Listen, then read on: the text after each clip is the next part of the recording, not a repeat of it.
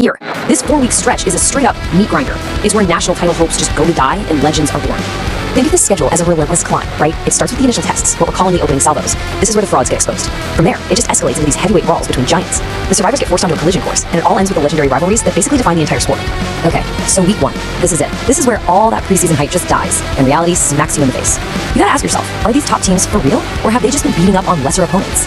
Well, the road tests start now, and believe me, the pretenders are about to be found out. So the action kicks off with a noon game over in Champaign. You've got Ohio State, a team just loaded with 5-star talent, built with nothing but championship expectations, and they're walking into a stadium packed with fans who've had this exact game circled on their calendar all year long. I mean, this is the textbook definition of a trap game. For Illinois, this is their Super Bowl. It's their one chance to shock the entire college football world, and they get to do it on their home turf. But for Ohio State, it's a conference road game that can go sideways so fast. And look, a sloppy win isn't going to cut it. They need style points for the playoff committee. An unexpected loss here, oh man, it completely upends the Big Ten race before it even really gets going. All right, at the same time, all the way out on the West Coast, Indiana is basically walking into a hornet's nest. We're talking a full cross-country trip to face the Oregon Ducks in Autzen Stadium. Think about that, a Big Ten team traveling across 3 time zones to play in a stadium that's literally been engineered to be one of the loudest on the entire planet. For Oregon, look, a dominant home win is just expected. It's what they have to do to maintain their national standing. But what if Indiana pulls off the unthinkable? It would be one of the biggest upsets of the whole year and would instantly command respect for a program that's desperately trying to prove it belongs on that stage. Okay, now we're cranking the intensity up to a whole new level. The warm-ups are officially over. Week 2 is all about Titans gliding, and I mean seismic implications for the playoff picture. You take one loss here, and you're already on the ropes for the rest of the season. And the stage shifts to Ann Arbor. We're inside the big house, and it's Michigan versus Penn State. This is a classic Big Ten East bloodbath between 2 programs that are always in the top 10. And let's be crystal clear, this is an elimination game, period. The winner, they're in the driver's seat for the conference title and a playoff spot. The loser, well, they're on the outside looking in, pretty much needing a miracle to get back into the conversation. In a division this tough, there's absolutely no recovering from a mid-October loss to a direct rival like this. And that brings us to the main event of the week. Under the primetime lights in Atlanta, the 2 monsters of the SEC are set to collide. You know who I'm talking about. It's Georgia, and it's Alabama. Look, this is so much more than just a regular season game. Let's call it what it is. It's a national championship preview. These are the 2 programs that have defined what dominance even means for the last decade.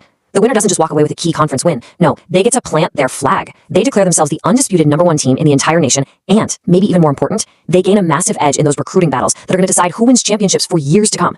But here's the thing. There's no time to celebrate. The teams that somehow survive the absolute carnage of week 2, they get 0 rest. They're thrown immediately back into the fire for another round of brutal conference battles, where a single slip-up, just one, can end everything.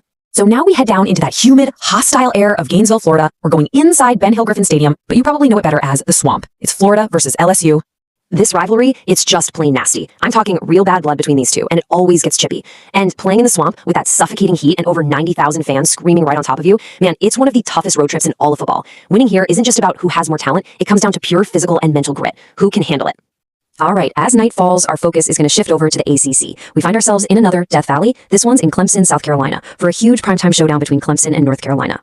For what feels like forever, the ACC has run straight through Clemson. This game right here is the ultimate test of that reign. So the question is the dynasty still alive, or is there a new power rising in the conference? The winner takes control. It is literally that simple. They'll have the head-to-head tiebreaker and a clear path to the conference championship.